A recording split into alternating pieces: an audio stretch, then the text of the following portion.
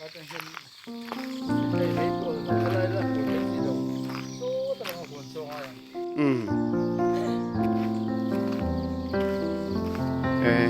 ti akal ngai na thlo tom lo ni helai hi chu a siam le po hian a mai don lo tlat rap thak em ani hei hi kan hu me khi mun ngak le khoru len in kalpo na kong hlui zo kha ani a khulai an noi kan hu khu kong thar NHIDCL ho kong siam chu ani a khu kong an lai vângkhua in helai hi amin thavek dani siam that thei to lawin kong hi abung ani top maya hei hi kumli chung kalau zo to kong ani a tu ne ro chuan kong thar akalangai ta ni lo chuan hi ta khorulen veng chung lama tanga mun ngak in kalpona kong zo ngai to a ti chuan heta tang hian Lailaka kumli chung le langin kalau in lo fa ve to a kong nuam tak ani ma ro chu hei tu na hian a zo thei to lova hei hi Lailak kong na dia pia che ani a hei vi tam thin khop me pur lai phei chuan a lo um thei em mai ni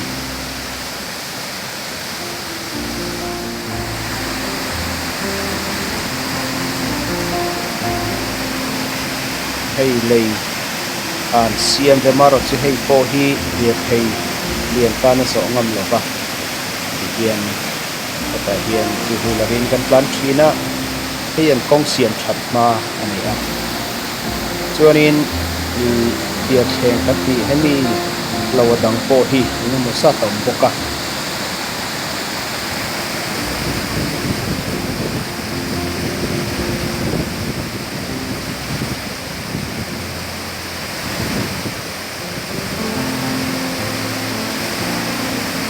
hei po hi directin hei yeron kho tha a pur lai hei chuanin a hlawm thei em maya tuna ro chuanin hei kong thar lo to ngin tuna phei chuan a thato ma tin karinga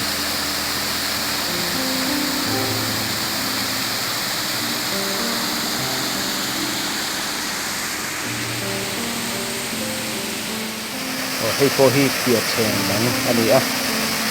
hi kan dai nei thina bike nen scooty nen sang chuan min le thalek leka ya ve ani thina kong hi dia em thin bokani chuan hei hi Lailak khua lu dona kham ani a kong thar ani to bangin kong thar an siam ha chuan helai hi kong zim te mai i kham cheng chedek mai ani a mara chu tu na chuan kong zau nuam tang mai alo ni ta a chak lampang roi chu a hlau omang renga lung te ran tlapalang ti hi a hlau om thin khop mai a ma ne na khai khin ro chuan i kong nuam tak ani to ani thiklang a hianin hei thing tua hi kan sim hlei thei lova a bik takin zimaina phei chuan cho chun chum nan thing te hi man ala ni a gas te hi man thei selang chuanin du thu sa ani a ram nga hum hal te kan in zil tir thina maro chu hei thing tua tur la in ram hnoya kan kal le thina i hian no pang tenen hlim takin cho chun chum na tur thing e kan an la thina kan hlim thin khop maya maro chu adu thu sa ma chuan gas te hi man thei ni sela thing te hi kit to la lak to lo ni se ti chu lom khop maya e ho hi no pang fel tak tak te an ni a ti hian no pang tenen thing tua tur kan la thin ani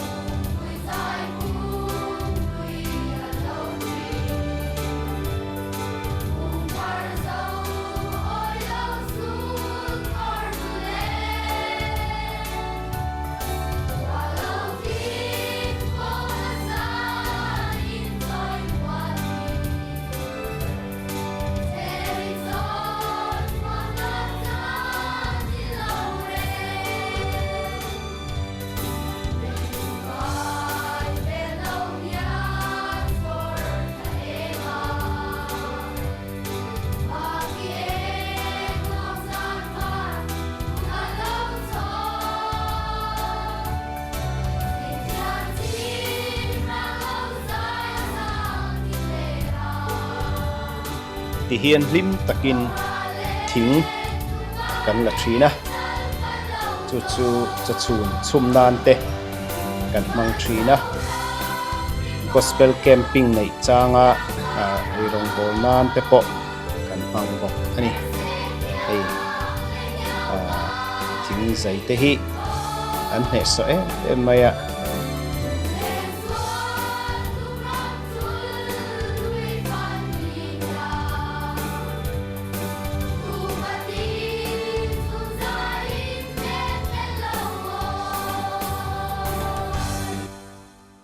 an fel hlom em mai ni ti chuan hei ram hnuaia chet tlak point thiam men zai em a an kal zung mai a ke ni chuan kan dor zok thin ani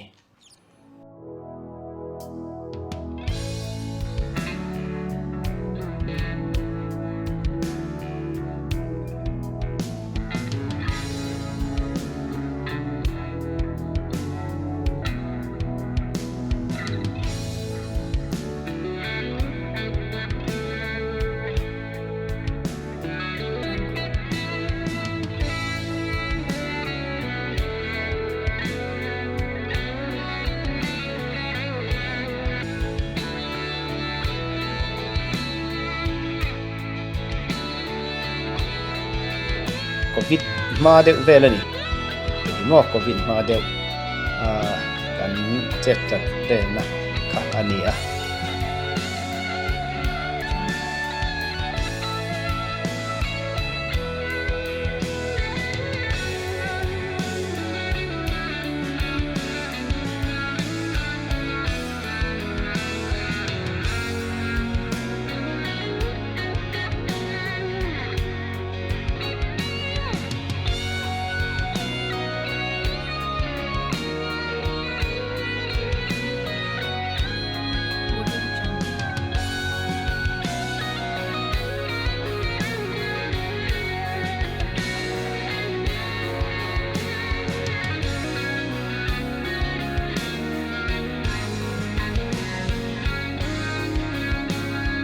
kan hu me khe ming ka he talawa volleyball thiam deuh mai ani a thadewin in zirta serangin pro volleyball anga te po tel phak thei tur khopa thiam ani a the potential ani thamaro chu I vice school alu tadaya kan in zitir thei talawa chutiang pel chu anni a hei an fel hlom khop mai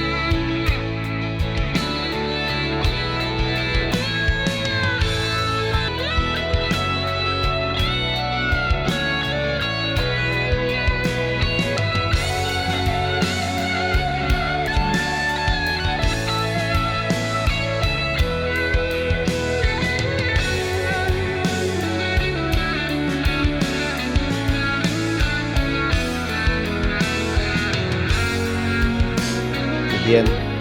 hmangin an lo thiar chho chara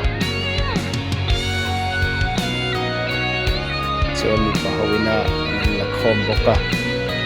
an tan boka thing zaina hmangin thing lian pui an lo zai bok ani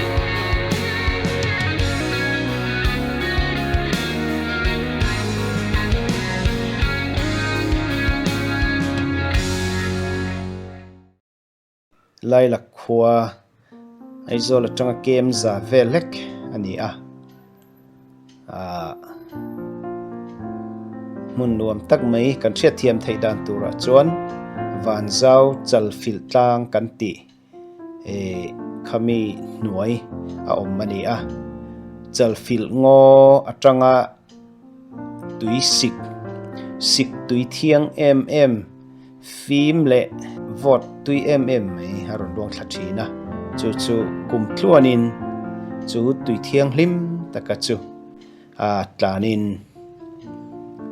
hun an hmang kum tin ani chung hun te chu kan langai karina wangin phone in tha kalau la ve phone in video kalau la ve hei tuna hian kum tampo liam main lunga tileng hal em rengot mai ni tuna tanga kum soma liam le phei chuan ke ni paman lo pa ve zela nga kan lung te pola leng le zolin karinga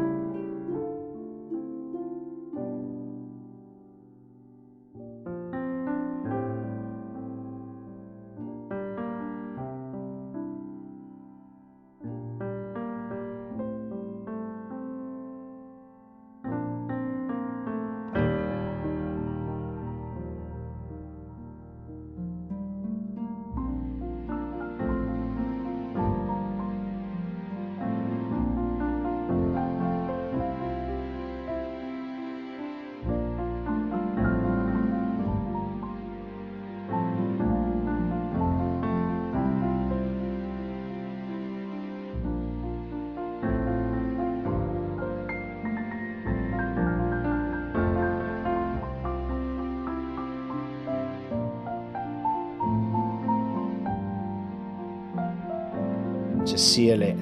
arti te po an ron chaudun ngawa he hetiang hun limom tak kan man laya kan thian ngai em arti po khan mual min lo liam san to hetiang video te han clear let hianin an ngai omin halung len thak em ani